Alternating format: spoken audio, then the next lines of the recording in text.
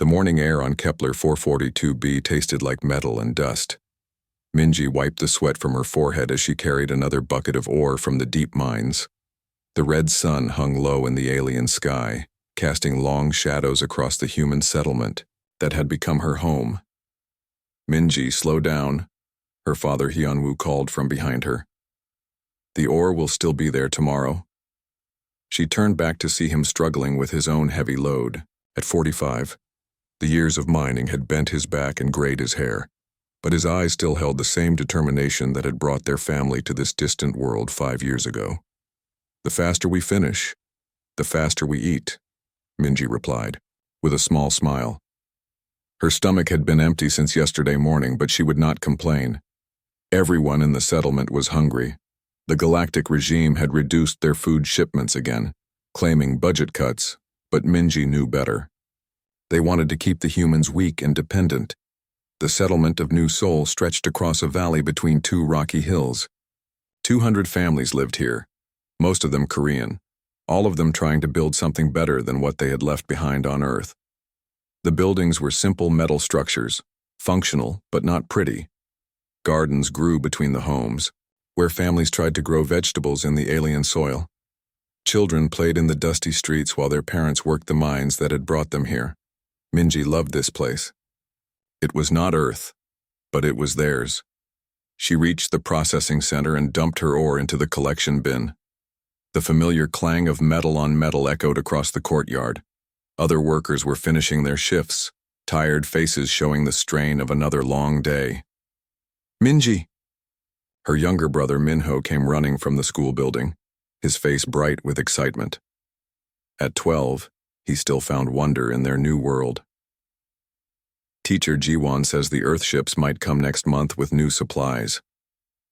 "Maybe," Minji said, ruffling his black hair. "But do not get your hopes up too high." Their mother Yoonji appeared from their small home, concern written across her features. She was only 38 but looked older, like all the adults here. The stress of frontier life aged people quickly. "The children are talking about strange ships in the sky," Yoonji said quietly to Hyunwoo. "Ships that are not from Earth." Hyunwoo frowned. "I have not seen anything." "Neither have I, but Jae-ho says his scanner picked up signatures this morning. Large vessels staying at the edge of sensor range." A chill ran down Minji's spine. Large ships usually meant the Galactic regime. Their last visit 6 months ago had not gone well. The regime officials had demanded higher mining quotas and had taken half their stored food as taxation. Many families had gone hungry for weeks afterward. As if summoned by their fears, a low rumble filled the air. All conversation in the settlement stopped. People looked up to see massive shapes descending through the clouds. The ships were ugly things, all sharp edges and weapon ports, designed to intimidate rather than inspire. "Everyone inside," Hyunwoo ordered, but his voice lacked conviction. They all knew that hiding would not help if the regime wanted them. The ships landed in the open area beyond the settlement, with thunderous crashes that shook the ground. Dust clouds rose around the massive hulls, each vessel easily large enough to hold their entire population. Weapon turrets tracked across the human buildings with mechanical precision. A boarding ramp lowered from the largest ship. Figures in dark armor marched out in perfect formation. At their head walked a tall alien with blue-gray skin and cold yellow eyes. Admiral Vorthak of the Galactic Regime Enforcement Division. Minji had seen his image in the educational broadcasts. He was known for his harsh treatment of colonial worlds. "Attention, human settlers!" Vorthak's voice boomed from speakers mounted on his armor. "This is a routine inspection for contraband materials and illegal activities. All residents will report to the central square immediately." The word routine made Minji's stomach turn. Nothing about this felt routine. Families began emerging from their homes, children clinging to their parents, elderly grandparents moving slowly on shaking legs. The regime soldiers spread out through the settlement with scanners and weapons ready. "Where are your food stores?" Vorthak demanded when the population had assembled. Mayor Dong-yun, elected leader of the settlement, stepped forward. He was a good man, a former teacher who had come here seeking peace for his family. "We have reported all supplies in our monthly transmissions, Admiral." Everything is documented according to regime regulations. I did not ask for reports, Vorthak said, his voice carrying the edge of a blade. I asked for locations. The main storage facility is marked on the settlement map, Dongyun replied carefully. Building 7A contains our grain reserves. Building 12C holds preserved proteins. A soldier approached and whispered something to Vorthak. The Admiral's yellow eyes narrowed with what might have been pleasure. My scans indicate additional food stores not listed in your reports, he announced. Hidden supplies constitute hoarding, which violates Galactic Statute 447B. The penalty is confiscation of all resources and criminal charges against the leadership. Minji felt her heart pounding. She knew exactly what he meant. 3 months ago, when the food shipments had been cut again, several families had begun hiding small amounts of grain and vegetables in secret locations around the settlement. Not much, just enough to keep their children from starving if another budget reduction occurred. She had helped dig some of the cache sites herself. There are no hidden supplies, Dongyun said, but Minji could hear the uncertainty in his voice.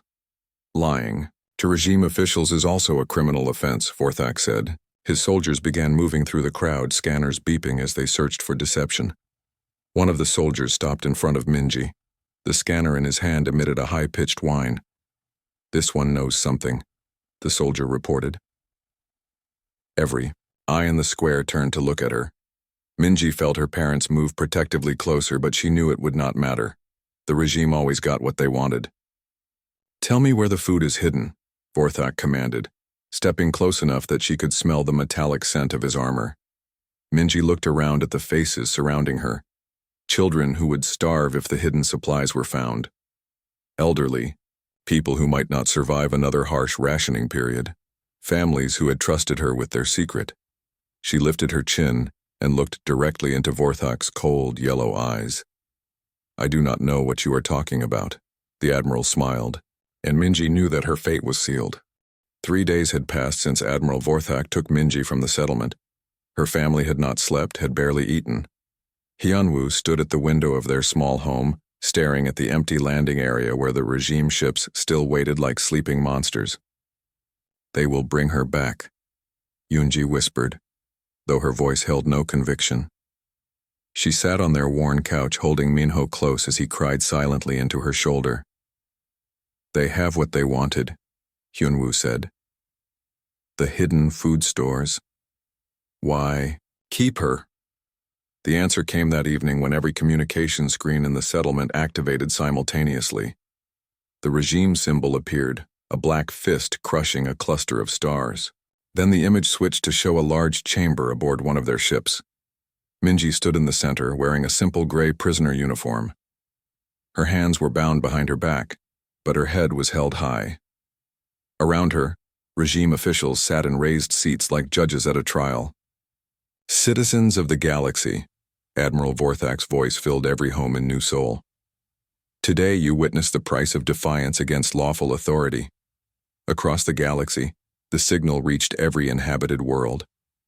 On Earth, Commander Jiho sat in the deep space monitoring station beneath Seoul. His coffee grew cold as he watched the screen, recognition dawning on his face.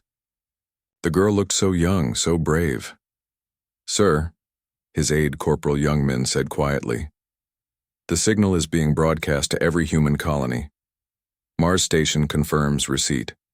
So do Centauri Base and the Outer Rim settlements. Jiho nodded slowly. Something cold was growing in his chest as he watched the teenage girl face her captors with quiet dignity. On Mars Station, Captain Yuna received the emergency alert in the middle of her sleep cycle. She stumbled to the command center, still in her sleeping clothes, hair disheveled, but her eyes were sharp and alert. How many are watching this? She asked her communications officer. Every human settlement in known space, Captain. The regime is making sure we all see this. Yuna stared at the screen where Minji stood surrounded by her alien captors.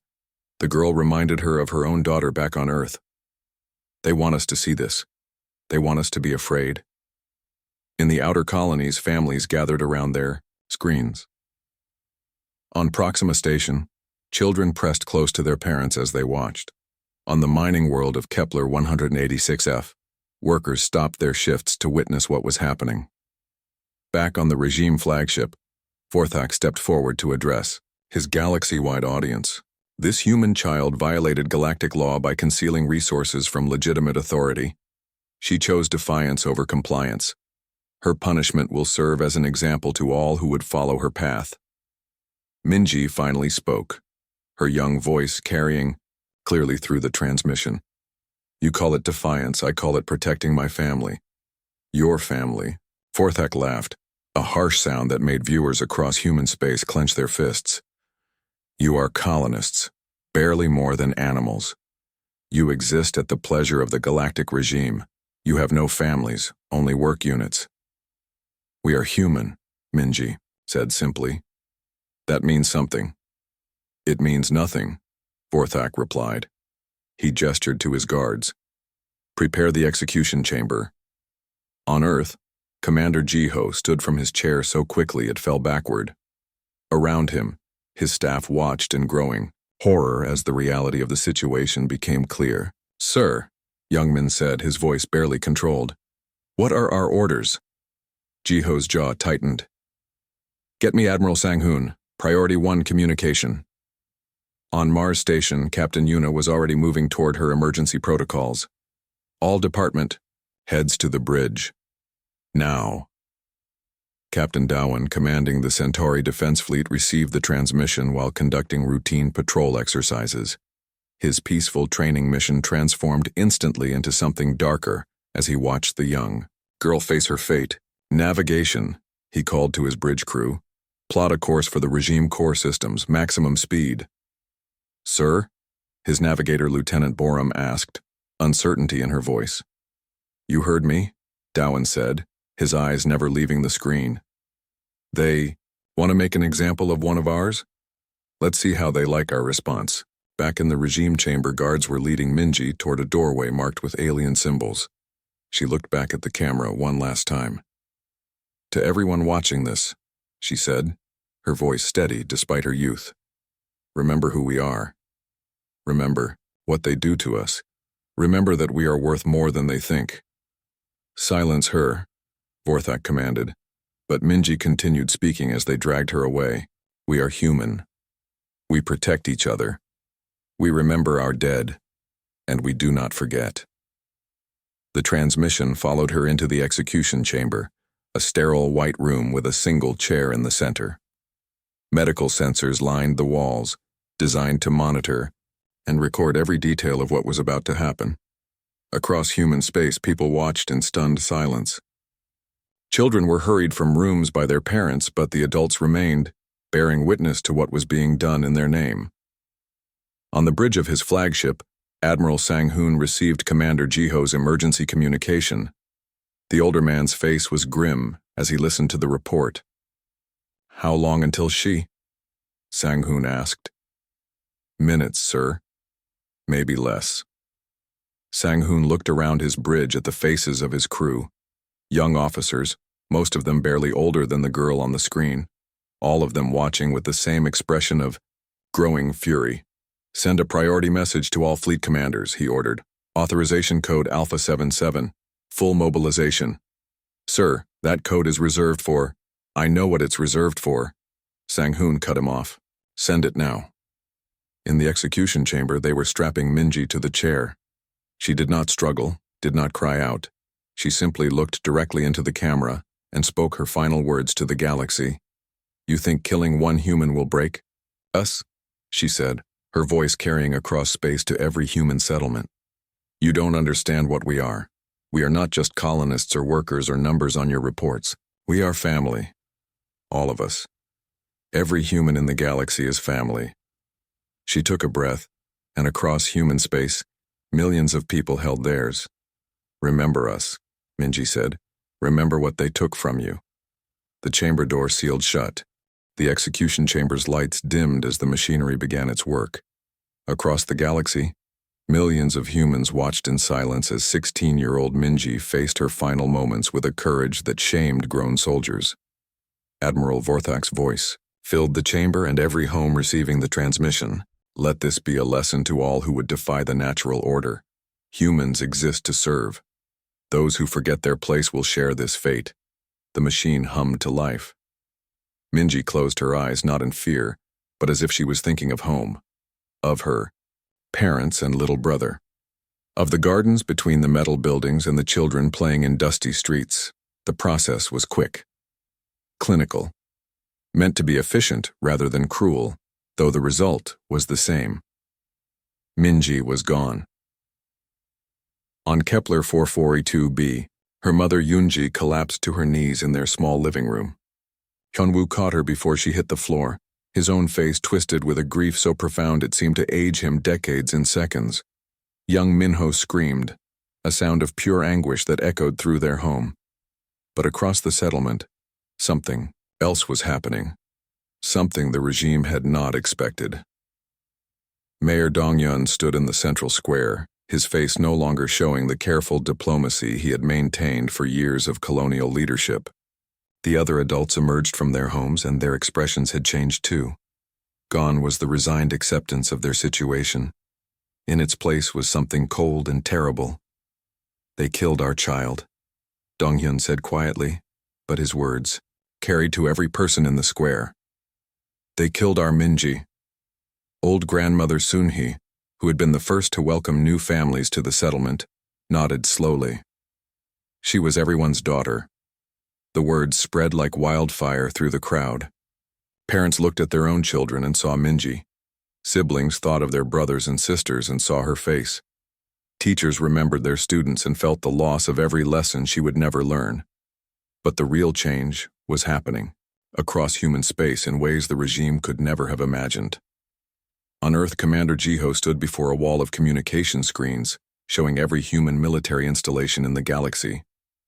The faces looking back at him were no longer those of peacekeeping officers maintaining colonial security. They were warriors awakening to a purpose their species had forgotten it possessed. "Protocol 7 is now active," Jiho announced. His voice was calm, but beneath it lay an ocean of controlled fury. Full military mobilization, all ships, all stations, all personnel. Protocol 7 had been written 50 years ago by the founders of human space expansion. It had been meant as a safeguard against alien aggression, a way to unite humanity if they ever faced extinction. No one had ever expected it to be used for a single child. But Minji had not been a single child. She had been every human child. Admiral Sang-hoon received the activation codes aboard his flagship in Earth orbit.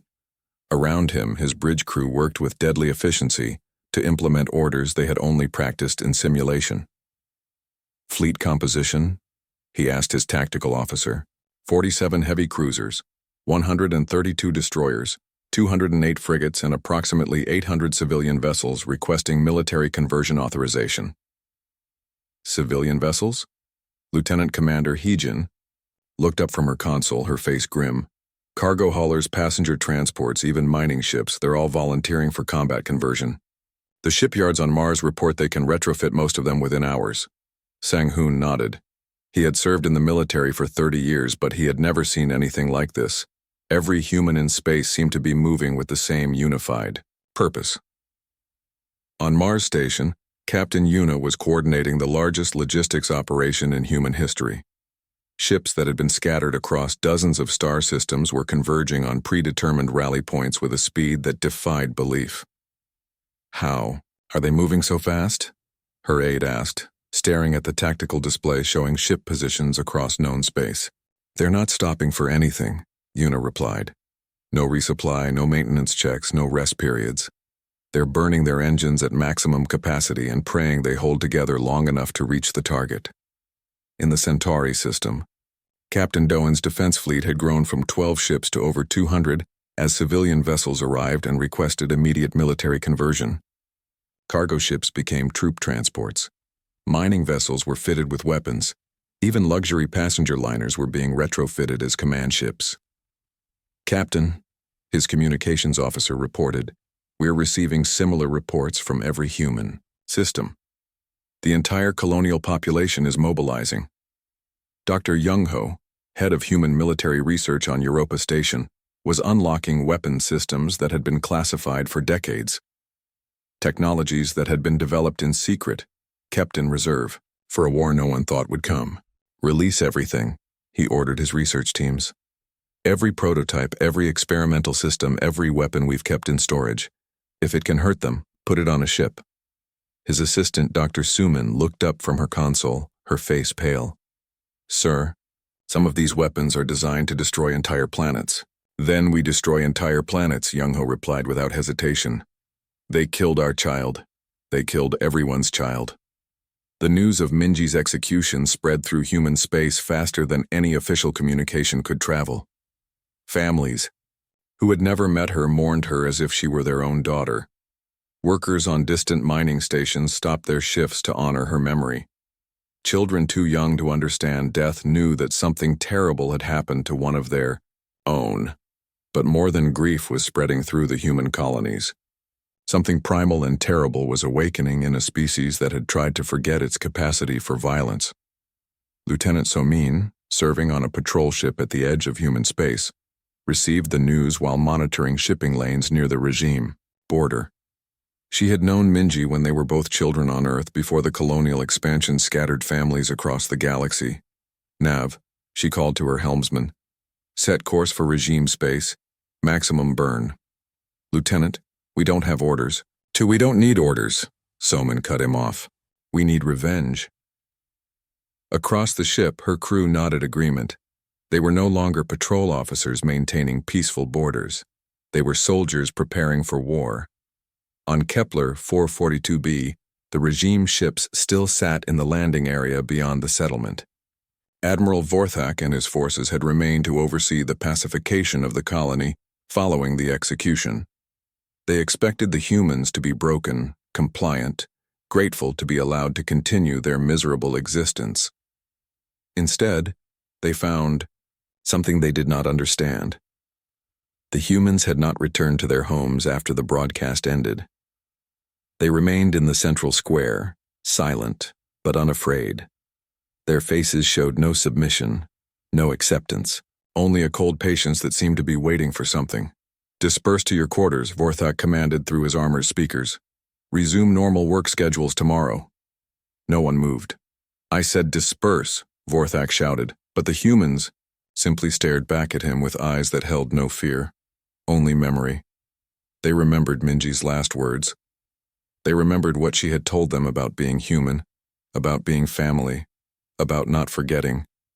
And across the galaxy, 200 billion humans were remembering the same thing. The 26 minutes had begun. The transformation began in the first minute after Minji's death.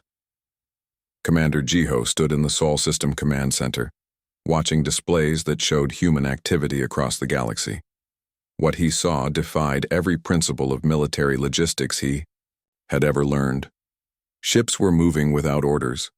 Entire colonies were converting to military production without government authorization. Civilians were abandoning their homes and jobs to volunteer for combat duty. It was chaos, but chaos with a single unified purpose. Sir, Corporal Youngman reported, his voice filled with awe. We're tracking over 3,000 ships converging on regime space. The number keeps growing. How many of those are military vessels? Less than 20%. The rest are civilian conversions. Jiho nodded grimly. In peacetime, converting a civilian ship for military use took months of planning and weeks of work. But these were not peacetime conversions. These were desperate improvisations by people who cared more about reaching their target than surviving the journey. On the mining station at Kepler 452c, Chief Engineer Tae Hyun received word of Minji's execution while supervising the extraction of rare minerals. Within minutes, he had shut down all mining operations and begun converting the industrial equipment into weapons manufacturing. We need ship-to-ship missiles, he announced to his confused workforce. Mining charges can be converted. The fabrication units can produce guidance systems. Chief, his assistant Dayun protested, we're miners, not weapons manufacturers. Today we're whatever humanity needs us to be, Taehyun replied. His hands were already moving across the control systems, reprogramming manufacturing units that had been designed to process asteroid ore. That girl died for us. The least we can do is give her justice. Within 10 minutes, the entire mining station had become a weapons factory. Similar transformations were happening on industrial platforms across human space, as engineers and workers improvised solutions to problems they had never been trained to solve. Admiral Sang-hoon's flagship led a growing armada from Earth orbit toward the galactic core.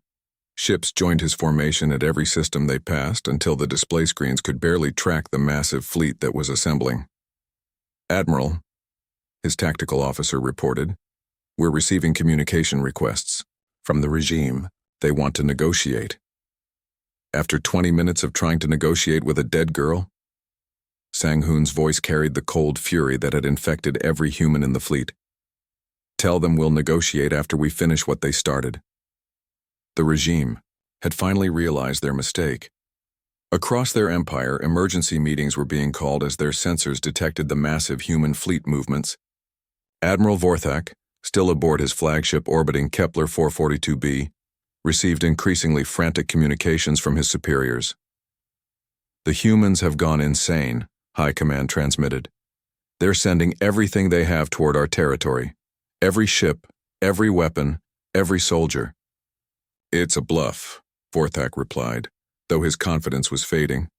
"They don't have the military capacity for a real offensive." "They're not using military capacity," came the reply. "They're using everything else."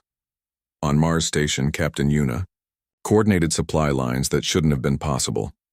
Cargo ships were delivering weapons to vessels that had been luxury cruise liners hours before. Passenger transports were being loaded with combat troops who had been office workers and teachers the day before. "How are we managing this?" her logistics officer asked, staring at the impossible numbers on his screen. "We're not managing it," Yuna replied. "It's managing itself." She was right. Without central coordination, without official orders, 200 billion humans were organizing the largest military operation in galactic history. Families were converting their personal spacecraft into fighters. Corporations were donating their entire fleets to the war effort. Children too young to fight were helping to load ammunition. Dr. Young-ho's research teams on Europa Station worked frantically to distribute weapons technology that had been classified for decades. Prototype energy weapons were being installed on cargo haulers. Experimental shield systems were being fitted to passenger ships. Even theoretical weapons that existed only in computer simulations were being rushed into production. "The particle beam array is untested," Dr. Suman warned as they prepared to transmit the specifications to manufacturing stations across human space. "Tested on the regime," Young-ho replied. "If it works, they die. If it doesn't, they still die, just more slowly." His research teams had abandoned all safety protocols, all testing procedures, all concern for collateral damage.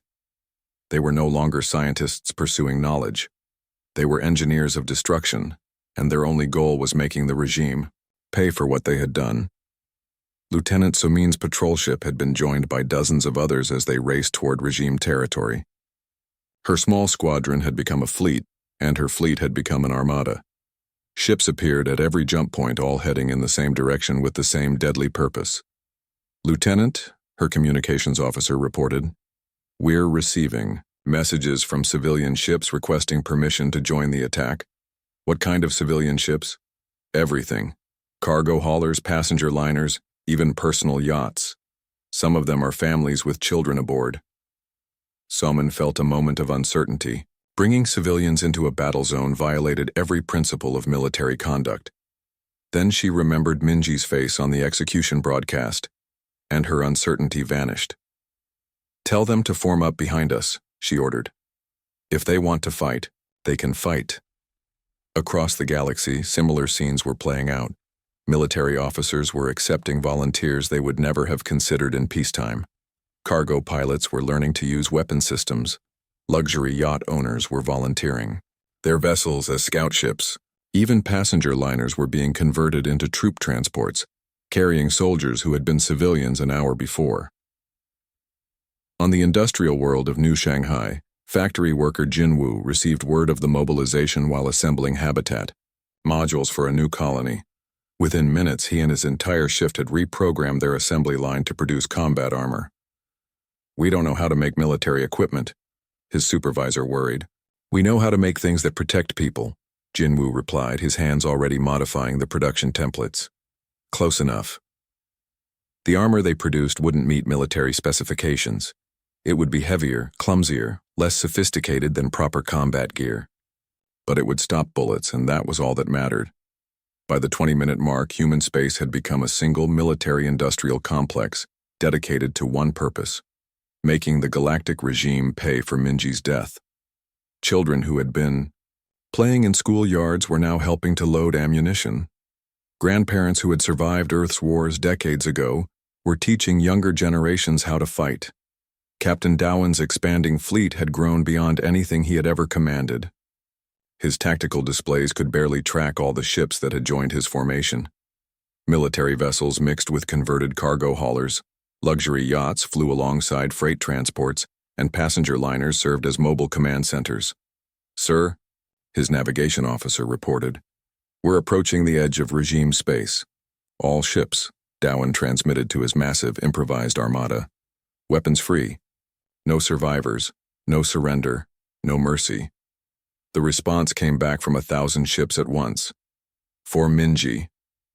Admiral Vorthak finally understood what he had awakened. His sensors showed the approaching human fleets, but the numbers made no sense. Thousands of ships where there should have been hundreds. Civilian vessels converted for war where there should have been military formations. An entire species mobilized for battle where there should have been frightened colonists begging for mercy. "High Command," he transmitted desperately. "I need reinforcements. Massive reinforcements." "There are no reinforcements," came the reply. "Every fleet in regime space is reporting similar human forces approaching their positions. They've mobilized everything." "Everything?" Vorthak's voice cracked with disbelief. "Every ship, every weapon, every person capable of fighting. 200 billion humans all coming for us." On Kepler 442b, the human colonists still stood in their central square. They had not moved for 23 minutes, had not spoken, had not shown any reaction to Vorthak's increasingly frantic orders. They simply waited, their faces turned toward the sky, watching for something only they seemed to expect. Hyunwoo held his wife Yoonji close as she stared at the stars. Minyo stood beside them, tears dried on his young face, replaced by something harder and more dangerous. "They're coming," Yoonji whispered, though she couldn't have known how she knew.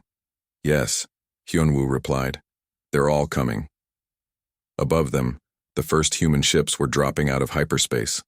Admiral Vorthak watched his tactical displays with growing horror as vessel after vessel dropped out of hyperspace. Military cruisers appeared alongside converted cargo haulers. Sleek destroyers flew in formation with passenger liners bristling with improvised weapons. The sky filled with ships until the stars themselves were hidden. "Impossible," he whispered. No species could mobilize this quickly. His tactical officer's voice shook as he read the sensor reports. "Sir, I count over 1,200 ships in the immediate area. More are arriving every second. And the rest of our territory? Similar reports from every system, sir. They're hitting us everywhere at once." Admiral Sang-hoon's flagship emerged from hyperspace at the edge of the regime's core system. Behind him, the largest human fleet in history spread across space like an avenging wave. His communications officer looked up from his console with an expression of fierce satisfaction. "Admiral, we're receiving surrender requests from 6 regime worlds already. They're offering complete capitulation." "Denied," Sang-hoon replied without hesitation. "They showed our child no mercy. We show them none." The human fleet moved toward the regime homeworld with unstoppable momentum. Ships that should have needed days to coordinate their attack moved in perfect harmony, as if guided by a single will. Cargo vessels that had never seen combat flew alongside veteran warships with deadly precision. On Mars Station, Captain Yuna tracked the progress of human forces across the galaxy. Her screens showed a picture of total domination that defied military logic. Untrained civilian crews were outfighting professional regime soldiers. Improvised weapons were destroying advanced military hardware. Converted cargo ships were capturing planets. How are they doing this? Her aide asked, watching converted mining ships obliterate a regime defense station. They're not fighting like soldiers, Yuna realized. They're fighting like family, like parents protecting their children. That was the difference the regime had failed to understand. Their professional military fought for duty, for orders, for conquest. The humans fought for something deeper. They fought for the memory of a 16-year-old girl who had died protecting her people. Lieutenant Soman's improvised fleet struck the regime border fortress at Proxima Regulus. The massive defense station had been designed to withstand attacks from organized military forces using conventional tactics. It was not prepared for desperate humans flying converted luxury yachts directly into its weapon emplacements. All ships, Soman transmitted, ram anything too big to kill with weapons. The response was immediate.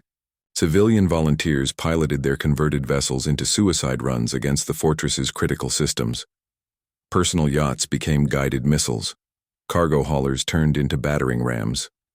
Within minutes, the impregnable fortress was a drifting wreck. For Minji, the dying pilots transmitted as their ships exploded against their targets. Captain Dawan's fleet engaged the regime's second battle group in the Vega system. The enemy formation had been prepared for a conventional naval engagement between organized military forces. Instead, they faced a swarm of improvised warships that ignored every rule of space combat. Converted passenger liners charged directly at regime battleships, their civilian crews singing ancient Earth songs as they fired weapons that had been installed hours before.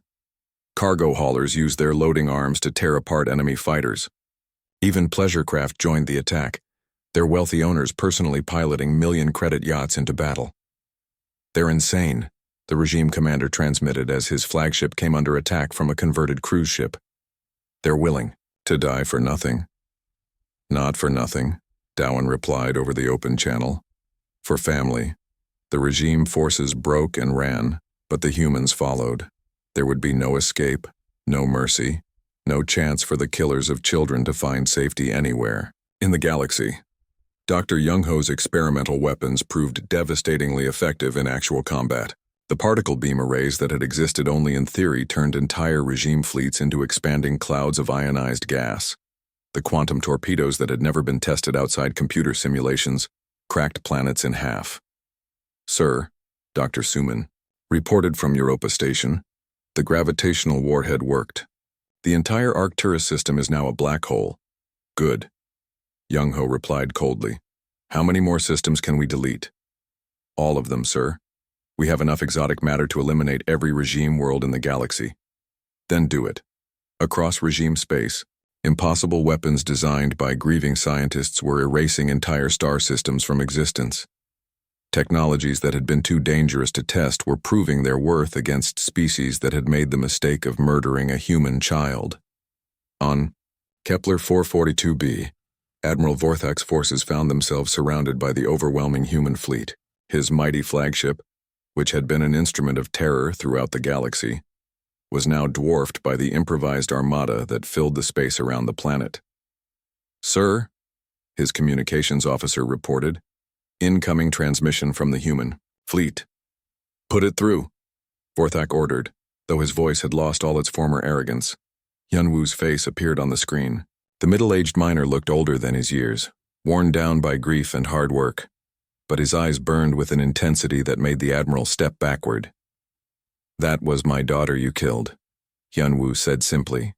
"It was a legal execution under galactic law," Vorthak protested, but his words sounded hollow even to himself.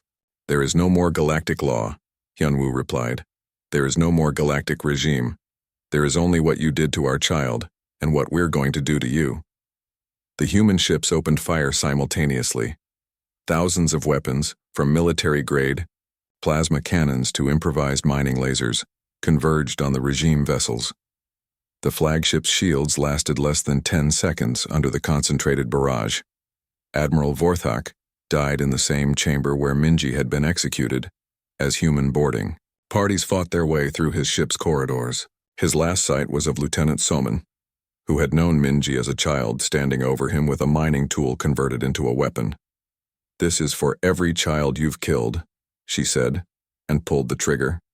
Across the galaxy, similar scenes played out as human forces overwhelmed regime positions with ruthless efficiency.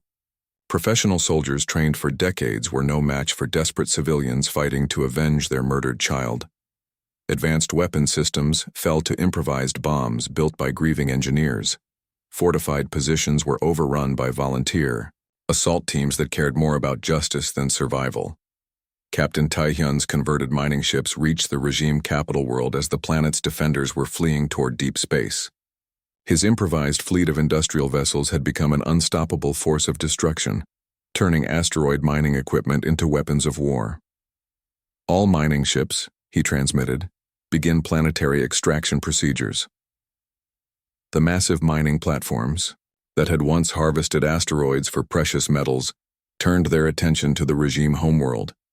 Within hours, the planet that had been the center of galactic oppression was being systematically disassembled, its cities and military bases extracted like ore deposits. "Sir," his aide Dahyun reported, "we're receiving surrender offers from 17 regime colonies. They're offering complete capitulation and reparations." "Tell them to surrender to someone who cares," Taehyun replied. "We're not here to conquer. We're here to avenge." The human fleets showed no interest in occupation or governance. They destroyed military targets, eliminated leadership, and left the surviving alien populations to figure out their own futures. This was not a war of conquest. It was a war of extermination, directed specifically at those who had participated in Minji's murder. By the end of the first hour, the galactic regime had ceased to exist as a functioning entity. Their fleets were destroyed, their leadership dead, their homeworld reduced to scattered asteroids. The humans had achieved in 60 minutes what conventional military strategists would have said was impossible: the complete elimination of a galactic empire. But they were not finished. Reports came in of regime officials who had fled to neutral territories, of collaborator species that had supported the execution, of anyone who had played any role in the murder of an innocent girl. The human fleets turned their attention to hunting down every last participant in the crime. "No one escapes," Admiral Sang-hoon transmitted to the scattered human forces. "No one who touched our child lives to see another day." The galaxy watched in stunned silence as humanity transformed from peaceful colonists into the most terrifying military force in known space. Species that had oppressed humans for generations suddenly found themselves begging for mercy from people they had dismissed as primitives. But mercy was not forthcoming. The price for murdering Minji had been set, and it would be paid in full. The 26 minutes were over. The real war was just beginning.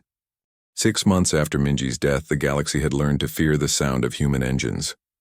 Commander Jiho stood on the observation deck of the new Sol Defense Station, looking out at a fleet that now numbered in the tens of thousands. Ships that had once carried tourists and cargo now bristled with weapons. Merchant vessels had become destroyers.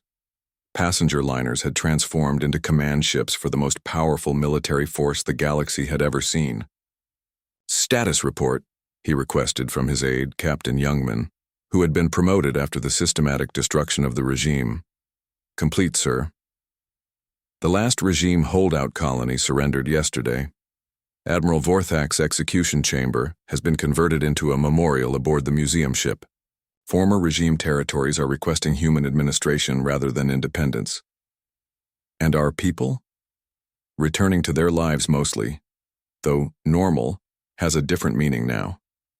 Jiho nodded. The transformation of humanity had been permanent. Children who had watched Minji's execution were now training in combat skills alongside their regular education. Adults who had converted their businesses into weapons factories kept the military production lines running. Even elderly grandparents had learned to operate defensive systems. No one wanted to be caught unprepared again. On Kepler 442b, the memorial to Minji stood in the center of the settlement where she had once carried ore buckets and helped hide food for hungry families. The simple stone monument bore her final words: "Remember us. Remember what they took from you." Below that, humanity's response was carved in letters that could be seen from orbit. "We remembered. We avenged. We endure. Hyunwoo knelt before the memorial every morning, placing fresh flowers that Yoonji grew in their expanded garden. The settlement had changed dramatically since the war. Where once there had been 200 struggling families, now there were thousands of humans who had come to honor their daughter's memory. The mining operation had expanded into the largest industrial complex in the sector, protected by a fleet that could destroy star systems. She would have liked seeing the children play here, Yoonji said, watching dozens of young ones run through the gardens that now flourished between the buildings. She always worried about the hungry ones. No child goes hungry here anymore, Minyo added. At 13, he was taller now, but he still remembered his sister's courage. No child goes hungry anywhere humans live. That was true across human space. The war had unified humanity in ways that peace never could. Colonies that had struggled alone for decades now shared resources freely. Technologies that had been guarded secrets were distributed to anyone who needed them. The species that had been scattered across the galaxy had become a single unbreakable family. Admiral Sang-hoon retired from active duty to become the first director of human unity, coordinating the new Confederation of Human Worlds. His flagship, the vessel that had led the destruction of the regime homeworld, now served as a mobile embassy, visiting human settlements and ensuring their prosperity. The alien species are requesting formal diplomatic relations, his aide reported as they orbited New Tokyo, a thriving world that had been a struggling mining outpost just months before. 17 different governments want to establish trade agreements. On our terms, Sang-hoon replied firmly. They want to trade with us now that they know what happens to those who hurt us. The galaxy's power structure had completely reversed. Species that had ruled for millennia now sought human approval for basic decisions. The Centauri Federation, the Andromedan Empire, the Vegan Coalition, all of them sent ambassadors bearing gifts and promises of friendship to the humans they had once ignored. Captain Yuna had become the head of human diplomatic security, ensuring that no alien delegation could threaten human civilians. Her protocols were simple. Any species that harmed a human would face the same fate as the regime. The Altarian delegation is requesting permission to establish a trade post in the Proxima system, her security chief reported. Background check results? Clean, ma'am. No history of violence against humans. They actually sheltered human refugees during the regime occupation of their sector. Approved. But place them under permanent monitoring. Trust is earned, not given. Dr. Young-ho's research teams had become the most feared scientists in the galaxy. The weapons they had created during the war had been refined and improved. Entire star systems could now be eliminated with a single command from Earth. Planets could be moved or destroyed at will. Even black holes could be weaponized and deployed against hostile forces. The Polaris Union is asking about our gravitational manipulation technology, Dr. Suman reported from their new research facility on Titan. They want to use it for terraforming projects. Absolutely not, Young-ho replied. That technology stays human. We learned our lesson about sharing power with aliens. The galaxy had indeed learned what humanity was capable of when roused to anger, but they had also learned something else. Humans were capable of remarkable generosity when treated with respect. Captain Dowan now commanded the human exploration fleet, leading missions to establish new colonies and contact species that had never encountered humans before. His approach was simple: friendship to those who showed respect, annihilation to those who showed hostility. We're receiving a distress call from the Kepler 1649 system, his communications officer reported. A species called the Valari are under attack by slavers. Set course immediately, Dowan ordered. Full speed. Sir, the Valari have never had contact with humans. We don't know if they're friendly. They're calling for help against slavers, Dowan replied. That makes them friends until proven otherwise. The human response to slavery had become legendary throughout the galaxy. Any species that practiced forced labor could expect a visit from human liberation fleets. Slavers who captured humans faced extinction. Even aliens who enslaved other aliens found themselves targeted by human forces, that considered freedom a fundamental right for all sentient beings. Lieutenant Somin had risen to command her own fleet, specializing in anti-slavery operations. Her ships carried the names of every human who had died during the war, but her flagship bore the name Minji's Vengeance. "We've located the slaver base," her tactical officer reported as they approached the outer edge of an unnamed system. "Approximately 50,000 captives from 12 different species. Standard liberation protocol," Somin ordered. "Save the prisoners, eliminate the slavers, ask questions later." Her fleet moved with the practiced efficiency that had made humanity feared across the galaxy. Within hours, the slaver operation was destroyed and the captives were free. The rescued aliens stared in wonder at their human liberators, unable to understand why strangers would risk their lives for people they had never met. "Why did you save us?" asked a representative of the Draconis species whose people had been captured for forced labor. "Because no one should die in chains," Somin replied. "Because a human girl once died protecting her family, and we swore that no one else would suffer as she did."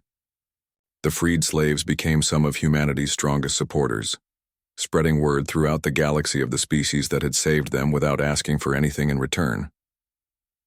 Captain Taehyun had transformed his mining operations into the foundation of human industrial supremacy. His converted asteroid processors could now build entire fleets in a matter of days.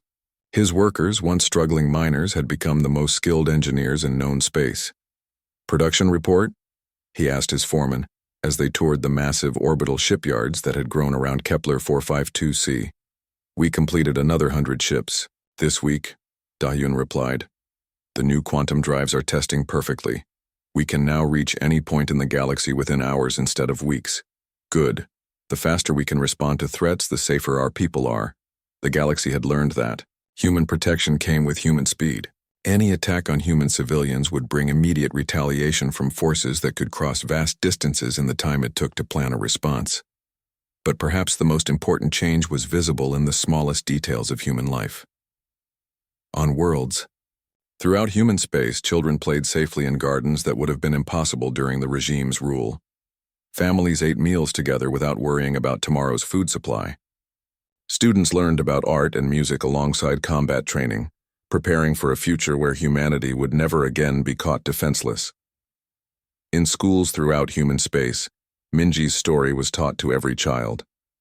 Not as a tale of tragedy, but as a lesson about the price of freedom and the strength of family bonds. "What did Minji teach us?" asked teacher Jiwan to her class of young students on Mars Colony. "That we protect each other," answered a 7-year-old girl. "That we remember our dead," added a boy the same age. "That we are all family," said another child. "And what do we do to those who hurt our family?" teacher Jiwan asked. "We make sure they never hurt anyone again," the children replied in unison. The galaxy had learned to respect that promise. Species that had once oppressed others now thought carefully before taking any aggressive action. The knowledge that humanity would respond to any cruelty with overwhelming force had created an unprecedented era of peace. But it was a peace based on fear, and everyone knew it. "They're afraid of us," Hyunwoo observed one evening as he and his family watched alien news broadcasts discussing human activities. "Gee,